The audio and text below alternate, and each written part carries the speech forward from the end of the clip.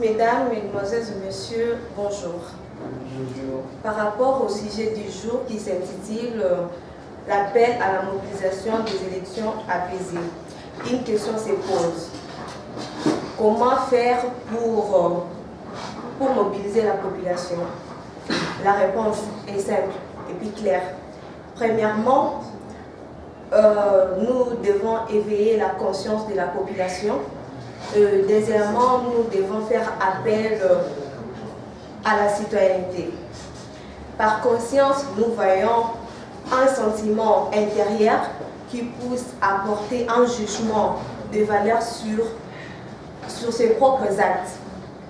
Et par citoyenneté, c'est une situation créée par la reconnaissance aux personnes de leur statut de citoyen.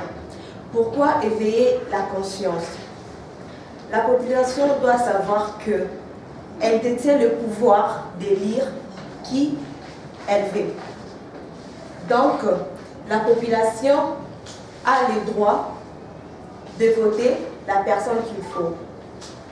Et elle doit aussi savoir que si elle fait un mauvais choix, le résultat aussi sera mauvais. Comme dit-on, le pouvoir du peuple, par le peuple et pour le peuple. Pourquoi faire appel à la citoyenneté? Parce que la population a le droit ainsi qu'elle a aussi des devoirs. Le droit, la population a le droit de voter.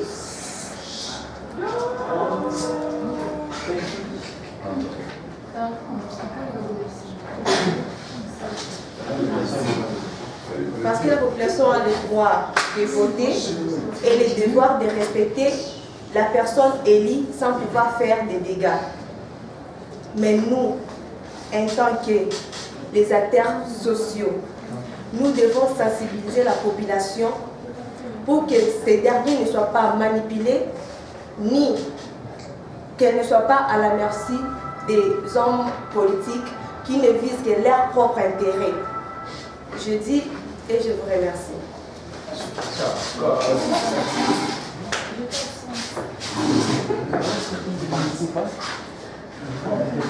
Il faut se demander aux autres qu'on a fait, non?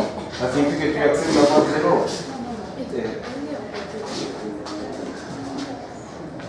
Oui.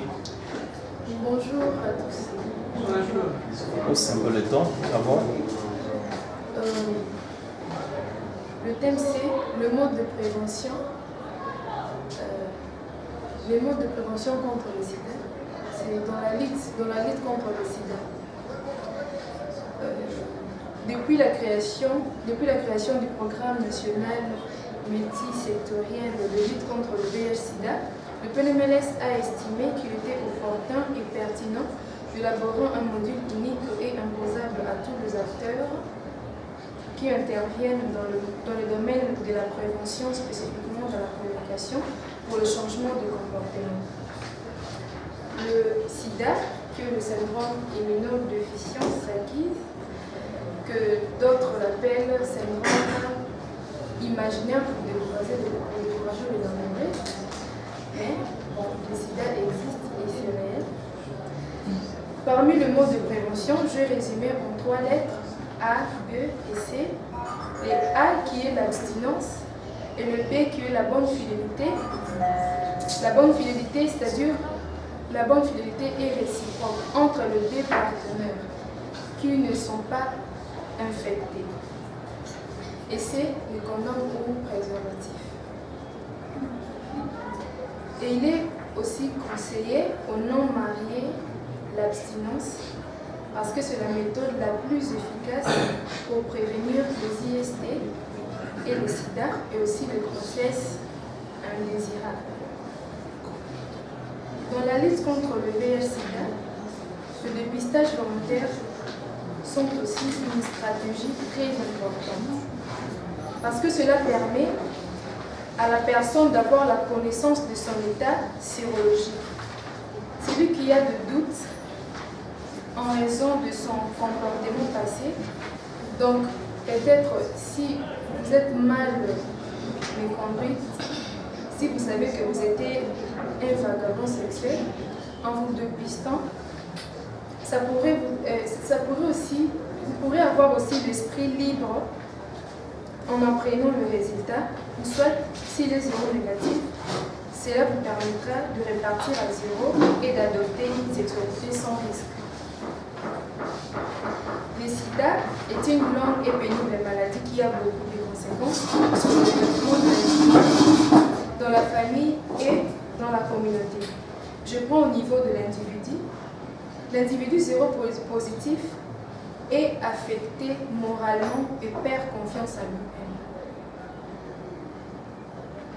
Et puis de deux, les soins médicaux coûtent trop cher pour lui.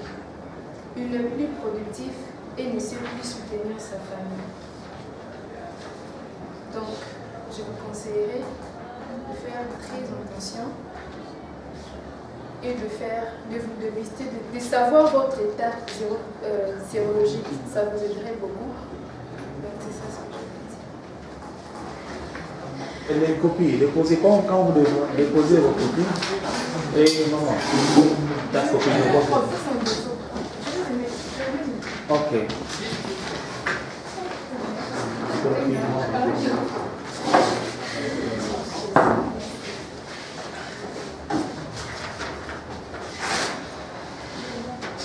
Bonjour camarades. Le sujet est lutte contre le VIH sida. Le sida est une maladie qui tue par manque de conscience et par manque de l'observation. L'OMS se met toutes méthodes et techniques pour la lutte de cette maladie qui tue beaucoup de personnes dans le monde.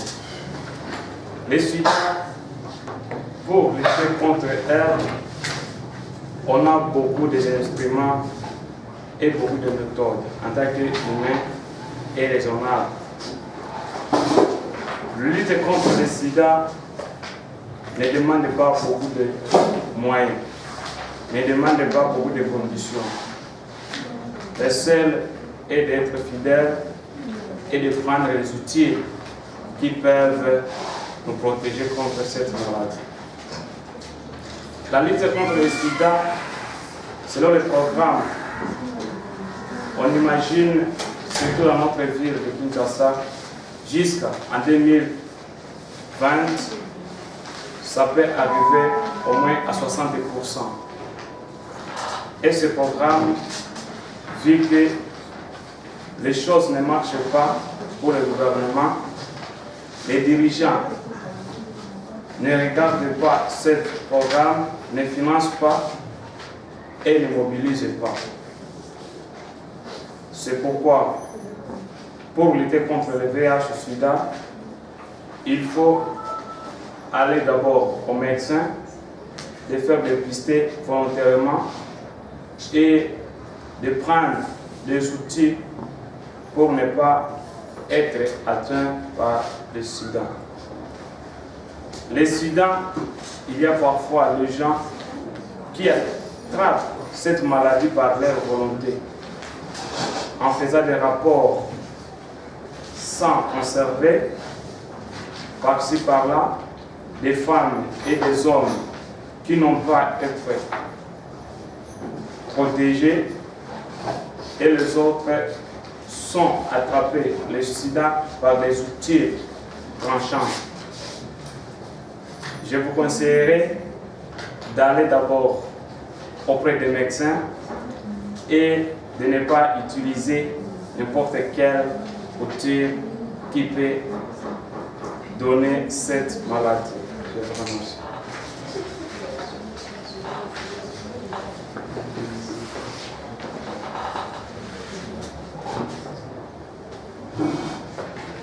Appel à la mobilisation pour les élections apaisées.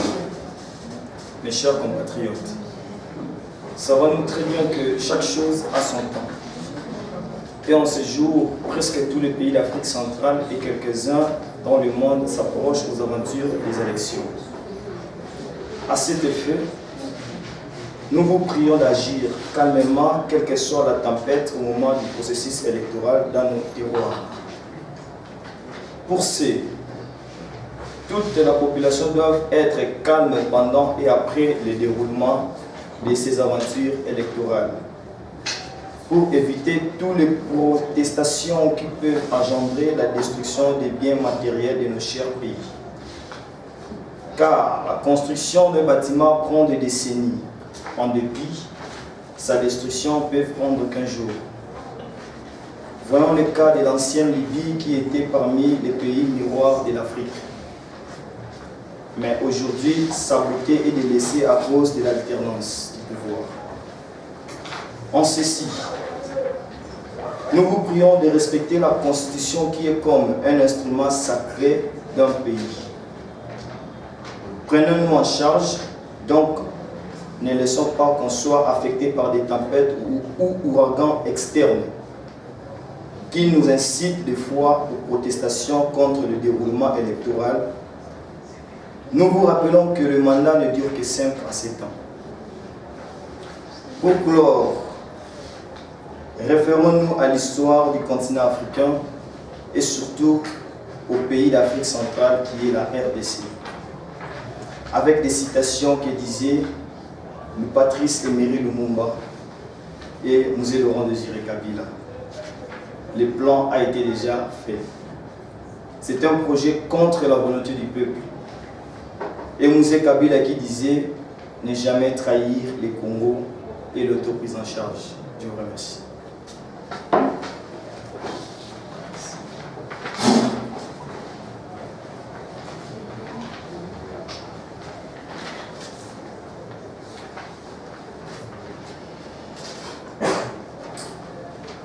Mesdames et messieurs, chers compatriotes, bonsoir.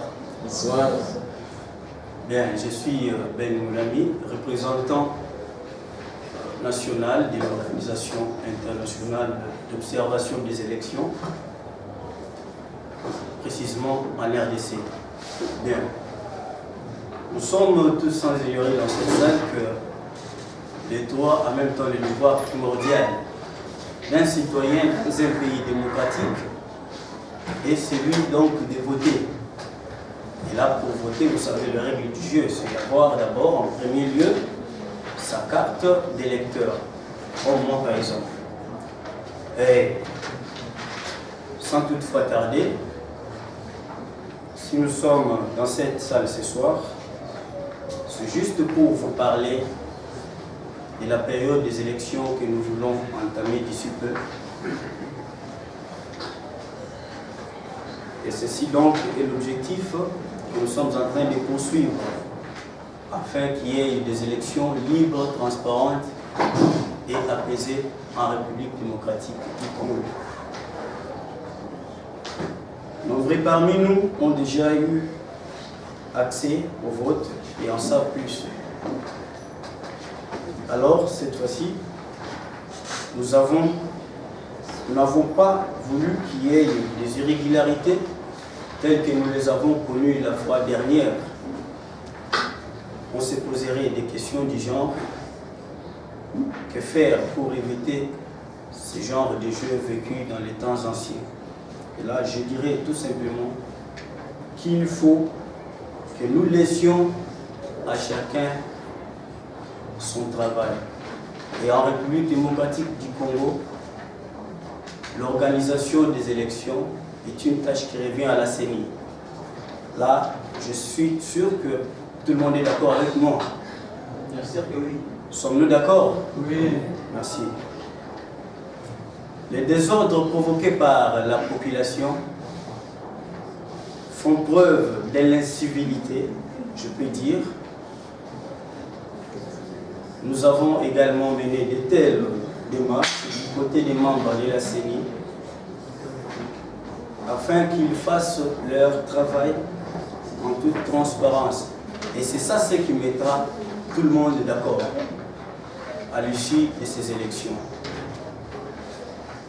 Enfin, notre souhait est que nous et la CENI puissions prendre conscience en ce que nous allons affronter comme élection. D'autant plus que la violence, je peux dire, de par de la nature congolaise.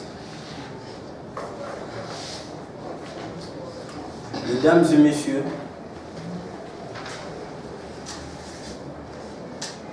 le peu que nous avons voulu nous partager ce soir est donc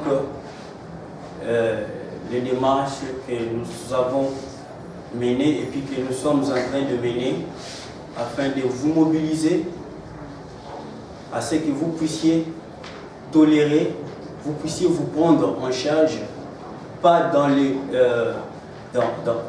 sens du désordre, soit de faire quoi que ce soit.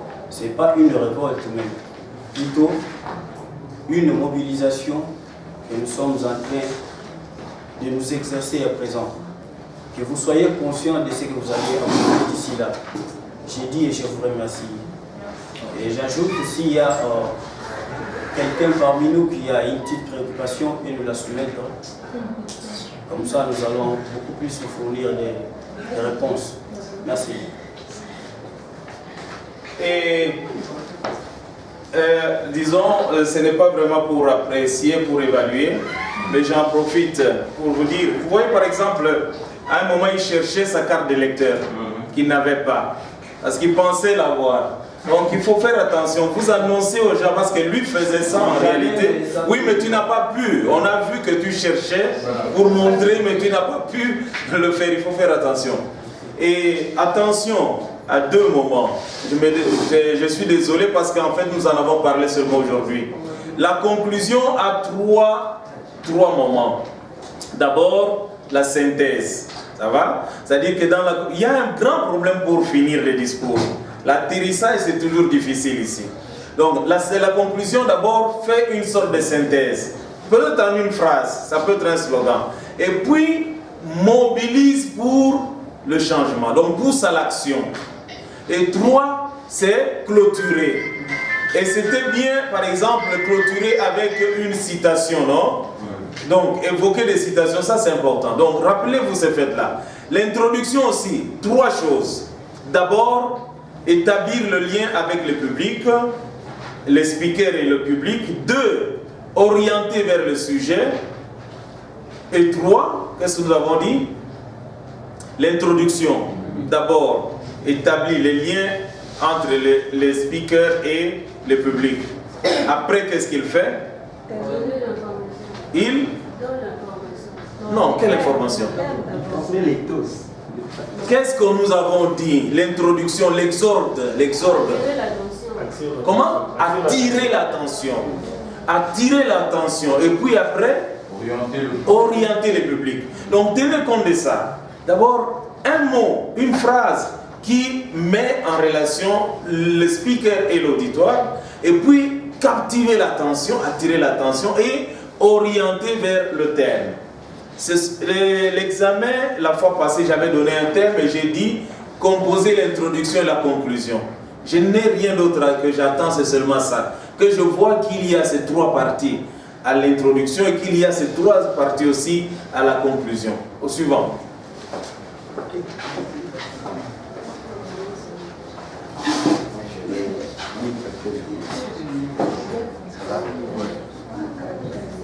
Messieurs le professeur, messieurs l'assistant, chers collègues, si les papillons vont de la chenille aux ailes, l'être humain du germe au fœtus à la phase prénatale, de l'enfant à l'adulte, nous pouvons nous permettre d'avancer que la métamorphose est un des principes fondamentaux de l'univers. Nous sommes témoins de ce que nous avons vu de nos yeux, de ce que nos oreilles ont entendu. Notre ville, Kinshasa, se métamorphose de Kin la belle au Kin la poubelle.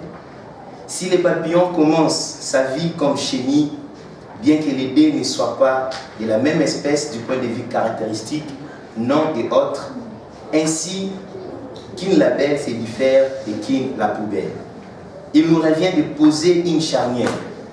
1992, année de pillage, événement pendant lesquels Kin la belle céda la place à Kin la poubelle. Avant cette période, plusieurs services de salubrité étaient organisés. L'on cite la brigade d'hygiène qui soumettait des sanctions aux contrefacteurs et à tous ceux qui enfreignaient les principes établis. Plus de 10 sur 15 personnes interrogées sur cette période retiennent encore les souvenirs et l'image en plein lieu de Kinshasa-la-Belle. Tout cet échantillon a perdu la vue de Kin-la-Belle. Plusieurs se croient subir une récréation du monde pendant que d'autres s'imaginent tomber dans la planète autre que la leur. Kin-la-Belle n'est devenu qu'un pays imaginaire qu'on ne peut plus localiser à la carte comme Jardin d'Éden. Après cette période, c'est-à-dire de 1992, Kinshasa revêt une autre parure, désormais Kin la poubelle. L'on peut constater les grandes artères de Kinshasa décorées de sachets, bouteilles en plastique, papier et autres choses. Face à cette situation, nous pouvons nous poser plusieurs questions, comme toujours, qui n'aboutissent qu'au tâtonnement et incertitude. Ainsi, notre organisation vous présente son nouveau programme « 1 minute suffit pour métamorphoser Kinshasa ». Nous pouvons redorer l'image de Kinshasa en 1 minute. Si les sémiologues diffèrent l'homme de l'animal par les symbolismes et le croisent par l'action et la réaction, donc l'homme est capable d'agir, réagir et symboliser. 1 minute suffit pour observer, courber, piquer qui égale métamorphoser. Les réactions, les comportements de l'homme, fruits d'une communication, sont fruits d'une communication, comme Édouard Hall avance dans son ouvrage Dimension cachée, communique avec son environnement. L'homme communique avec son environnement. Or, notre environnement insalubre, ainsi les comportements des Kinois sont inspirés de son environnement. Avec notre programme, nous présentons à l'homme une autre attitude face à l'insalubrité qui détruit son comportement avec comme étape, observe ton environnement, comment est-il, courbe-toi, pique la saleté pour métamorphoser. Monsieur le professeur, monsieur l'assistant, chers collègues, voici une nouvelle arme pour redorer l'image de notre environnement, car cela n'affecte pas seulement nos comportements, mais aussi notre santé. Plus de 80% des Kinois tombent malades tous les 3 mois. Je voudrais terminer cette allocution par une phrase super importante d'Edgar Morin. On a trop souvent sacrifié l'essentiel pour l'urgence. Il faut maintenant revenir à l'urgence pour l'essentiel. Je vous remercie. C'est bien. Okay. Suivant, merci. Du point de vue contenu, du point de vue contenu, je dois dire que c'est un des textes très bien fait, non? Ben, vous avez le temps de réajuster. Ok, suivant. Et on dit Hall, l'auteur. Hall, pas Hall. C'est en anglais, hein? C'est en américain. Hall. La dimension cachée, c'est un très bon livre. Hein? Je l'ai beaucoup exploité quand je faisais ma thèse de doctorat. Oui. Monsieur le professeur, monsieur l'assistant, chers camarades, bonjour. Notre sujet d'aujourd'hui s'intitule « La mobilisation pour les élections apaisées ». Nous sommes inspirés parce que c'est une question récente en RDC. Les élections qui est une action d'élire, choisir par la voie des suffrages et la voie de sortie de toute crise de leadership, dans tout milieu ou groupe de personnes. Sa mobilisation est un atout parce que ça permet aux électeurs d'élire qui par la suite accouche une stabilité aux institutions. En effet, toute mobilisation passe par la voie des meetings, conférences ou débats pour faire comprendre aux électeurs les bien-fondés des élections apaisées. Au cours de ces meetings, les conférenciers ou les modérateurs vont échanger avec la population pour une meilleure compréhension du mot élection et pourquoi ils sont appelés à voter. Une fois obtenus les résultats apaisés, on assistera à un développement sur tous les plans et au bon fonctionnement des institutions et des personnes physiques. Parce qu'en réalité, élire une bonne personne qui qui incarnent des bonnes qualités aptes à satisfaire les besoins de la population. À cet effet, nous avons élaboré ce travail en affirmant que la mobilisation des élections apaisées est un atout majeur pour un bon fonctionnement d'un groupe ou d'un pays. Cette mobilisation n'est rien d'autre que la transmission des connaissances qui poussera la population de bien faire les choix de leurs dirigeants pour ne pas regretter un jour. J'ai dit et je vous remercie. Merci. Suivant.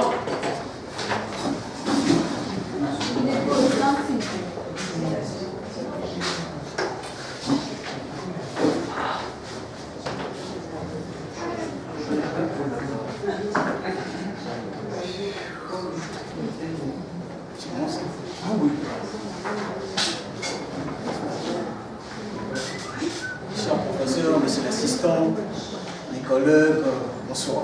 Bonsoir. Nous savons bien qu'actuellement, nous sommes tellement excités pour mobiliser les gens à lutter contre cette maladie qui tue tellement les gens, soit 41 millions de personnes chaque année. Cette maladie s'intitule soit dans le nom de SIDA. Bien sûr, avant de se mobiliser, avant de faire quelque chose, avant de battre son ennemi, il faudrait d'abord de mieux le connaître. Alors, selon lesquels nous allons d'abord savoir c'est quoi le SIDA. Selon les recherches que je y ai à fournir, le SIDA, c'est un syndrome à immunodéficience. Donc, le SIDA plutôt détruit le globule blanc, détruit tout ce qui peut protéger l'être humain d'ailleurs contre toute maladie. Donc l'être humain devient plus ou moins vulnérable. Alors il est possible qu'il soit atteint de toute maladie qu'il faut. Alors tout au long de notre travail, là, nous allons plus parler de mode de prévention, nous allons parler de mode de contamination et puis nous allons conclure ainsi à la fin. Alors, nous avons 3 modes de transmission.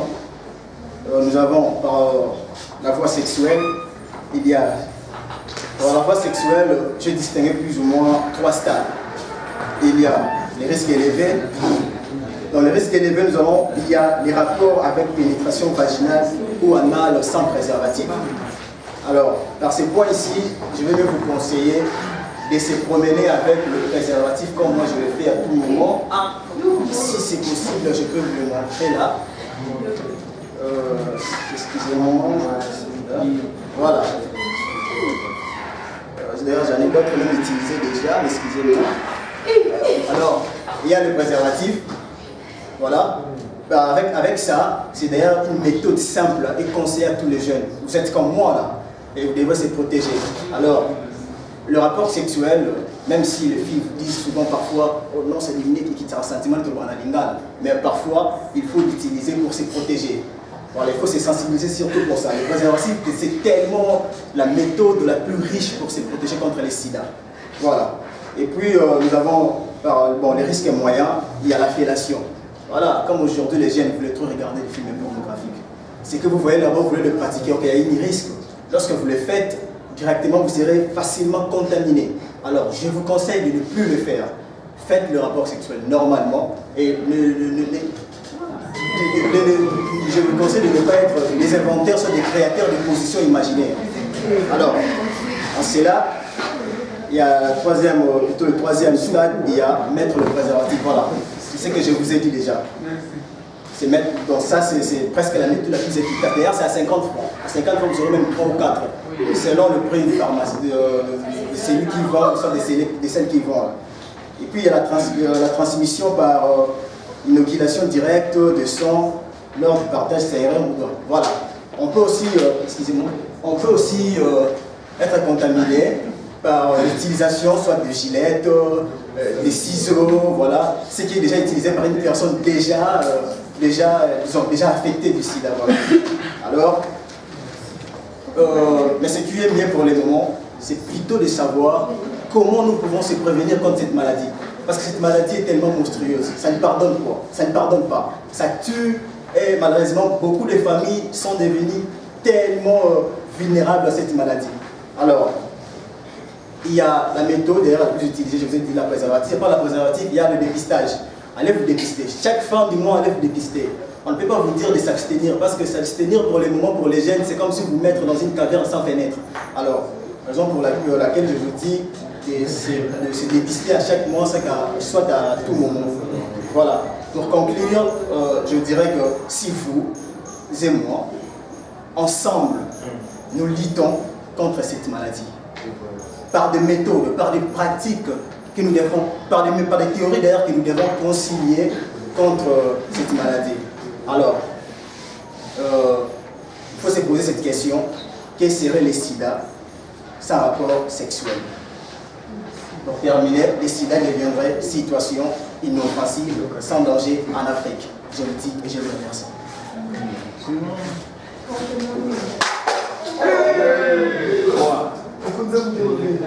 C'est pas grave, il n'y a rien. Il n'y a rien, voilà, la caméra est déjà branchée. Hein.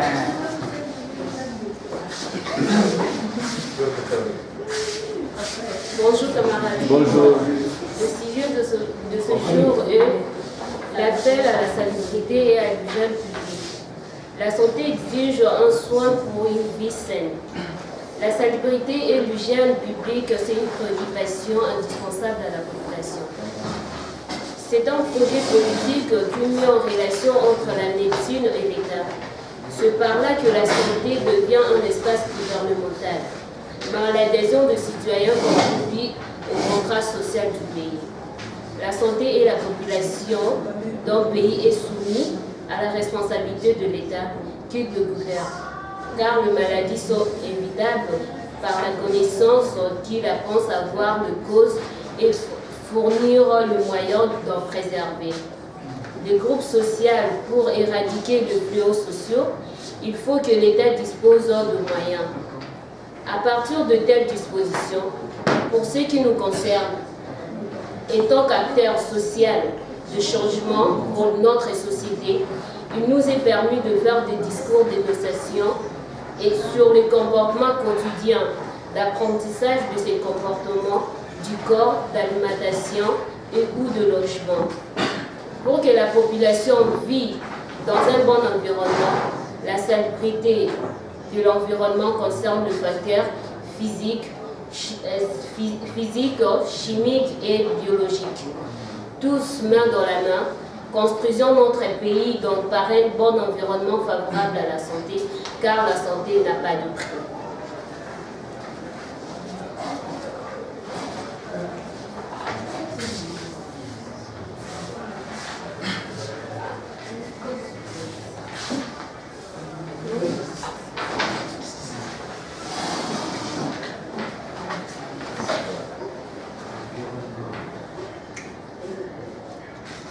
La FDC, viva! Viva! Congolaises et Congolais, viva! Viva! Mesdames et messieurs, au nom de la société civile congolaise, je vous remercie d'abord pour votre disponibilité à cette rencontre, combien plus importante à l'intérêt de notre cher et beau pays, la RD Congo. Parce que vous savez quoi? Congolaises et Congolais comme moi avons l'obligation à chaque temps de nous réunir pour nous informer et nous mobiliser pour les changements de ton pays, mon pays, notre pays. Sans plus tarder, mesdames et messieurs, le sujet du jour s'intitule « Tous pour les élections apaisées ». Car les élections ne sont pas une voie de se faire la guerre, la haine, la désolidarisation, encore moins la voie de la destruction de notre propre cité. Non seulement elles sont la voie de choisir nos dirigeants, mais aussi et surtout promouvoir la démocratie pour les changements, le développement, la solidarité, le patriotisme et la cohésion nationale. En effet, en tant que Congolais, nous sommes censés éviter notre nation à toutes sortes de manœuvres susceptibles de nous amener dans une crise politique par cet unique moyen démocratique qui est les élections. Notre histoire est vraie de turpitude dès lors que la 4e République est en place à cause des élections. Nous avons connu dans ce pays des tueries, des actes de vandalisme de tout genre à cause des élections non transparentes de 2006. Cette même histoire indigne pour un pays grand comme le nôtre s'est encore répétée lors des élections de 2011. Aujourd'hui, en attente de ces mêmes échéances qui se pointent à l'horizon, disons non à la violence, non à la manipulation politique et non à la guerre pour les élections apaisées de cette année 2016. Pour conclure, le Congo a besoin de la paix, le Congo a besoin des hommes et des femmes pouvant l'aider, la favoriser à être dans une parfaite locomotion, et cela à travers le respect des bonnes pratiques démocratiques, notamment les élections apaisées. Ainsi, nous vous appelons tous pour les élections apaisées. Que vive la RDC, que vivent les Congolais pour les élections sans violence de cette année 2016. Je vous remercie.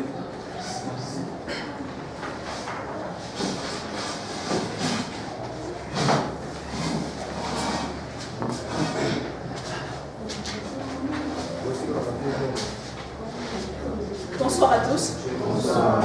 Je suis là devant vous, votre ami, Sarah Joubel, vous me connaissez très bien. J'aimerais bien vous parler ce soir sur un sujet très capital. Donc il s'agit de la salubrité et de l'hygiène publique.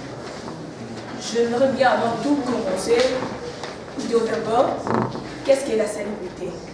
La salubrité aussi, il n'y a rien d'autre que l'intérêt, une mesure d'intérêt, une maison prise pour l'intérêt public, ou soit une remède donc, pour l'intérêt public, pour l'hygiène publique. Donc j'aimerais bien dire que la salubrité aussi au Congo, nous le vivons partout où nous marchons. Nous voyons qu'il y a des ordures, des immondices. Partout, on jette par-ci, par-là. Soit la population n'est pas consciente plutôt de ce qu'elle font.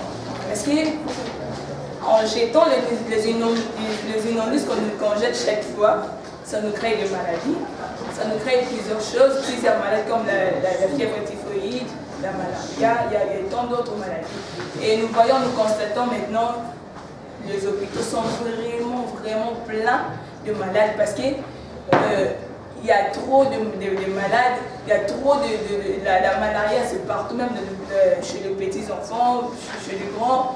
Tous nous tombons malades. Et puis la majorité de la population congolaise tombe toujours malade. Souvent, si on demande c'est quoi, c'est toujours la malaria.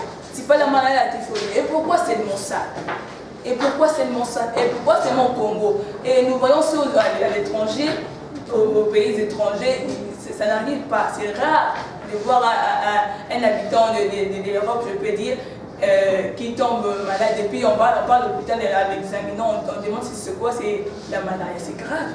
La malaria, c'est grave. En Europe, ça n'existait pas. Pourquoi c'est mon Congo? Posons-nous des questions. Pourquoi c'est mon Congo? C'est parce que nous n'avons pas encore la conscience. Et si nous mettons notre conscience en tant que Congolaises ou Congolais, et nous arrangeons notre pays. Et il y a un slogan, on dit souvent Mboko Kobongate. Et pourquoi nous disons ça? Moi je dis que c'est faux, Mboko Kobonga. Et Kobonga pourquoi? Et Kobonga parce que toi-même tu travailles, toi-même tu sais que ce sont des ordures, je ne peux pas les jeter devant ma maison.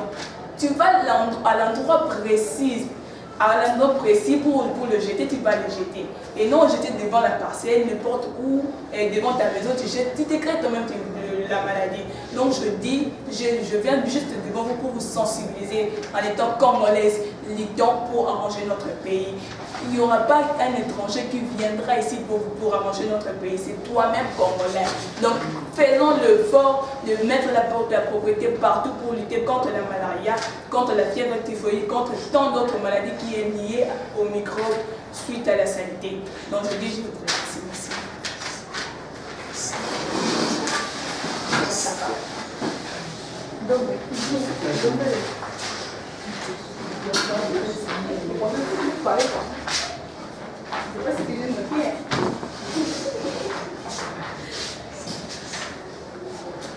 C'est bon.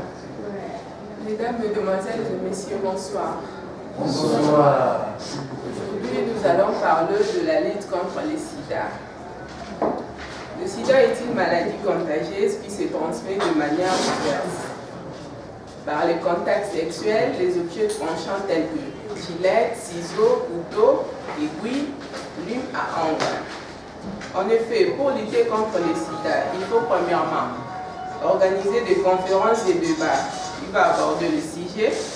Deuxièmement, faire la propagande dans des églises, écoles, hôpitaux, centres de santé et même dans des avenues. Pour faire voir aux gens que le sida existe et comment ils peuvent se protéger. Pour se protéger contre le sida, il faut surtout veiller sur les objets tranchants, s'abstenir, utiliser les préservatifs et éviter plusieurs partenaires. Pour conclure, nous pouvons dire que le sida existe. Protégeons-nous pour arrêter cette transmission.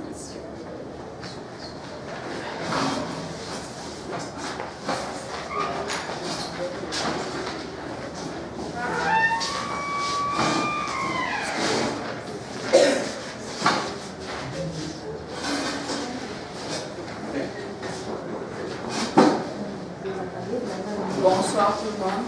Bonsoir. Nous parlons ce soir contre la lutte pour le sida. Qui fait quoi contre le sida? La politique de lutte contre le sida repose sur 3 grands groupes d'acteurs. Les administrateurs de la santé, les soignants et les chercheurs, et les associations de personnes vivant avec le VIH.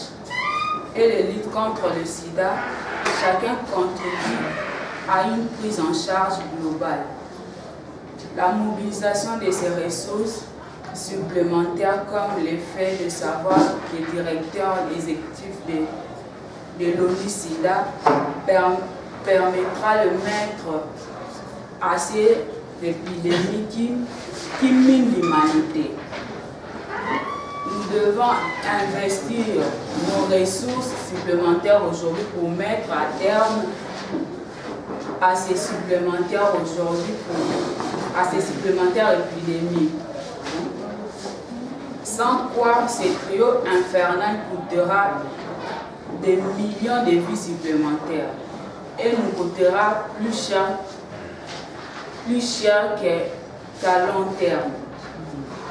Pour soutenir la lutte contre le sida, dans le monde, l'ONU-SIDA qui travaille en partenariat avec les gouvernements, la société civile, les secteurs privés et les personnes affectées par la maladie, mobilise et investit actuellement près de 4 milliards de dollars américains chaque année, dans l'objectif de soutenir le programme géré localement dans plus de 100 pays.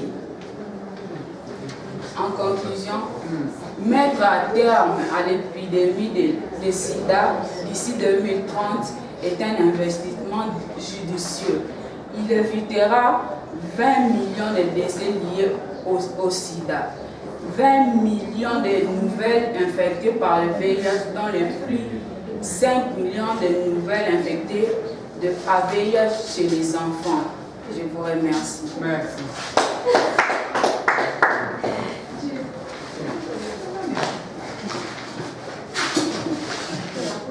Bonsoir tout le monde. Bonsoir. Je suis là devant vous pour parler de la lutte contre le VIH-Sida.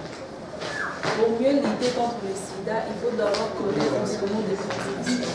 Le VIH-Sida a 3 modes de transmission qui sont la transmission par la voie sexuelle. Le bébé partenaire doit se préserver à l'usage de préservatifs.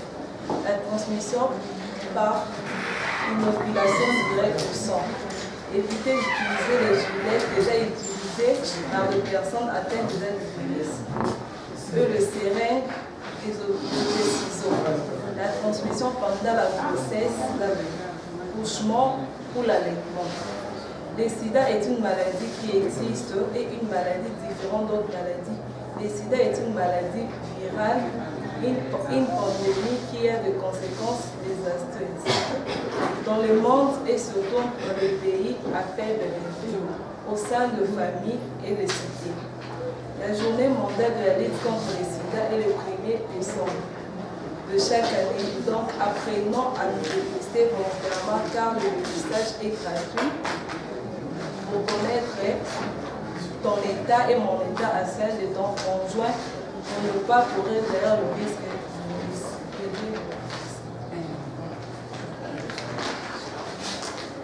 Vite.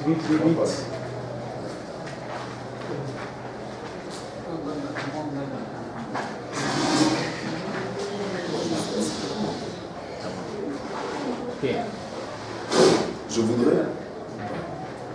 Je voudrais de prime abord saluer l'initiative du prof Sissi de choisir ce thème parlant de la salubrité et l'hygiène publique qui mettra chacun d'entre nous devant le fait de l'insalubrité et du manque d'hygiène de lieux publics que nous faisons montre.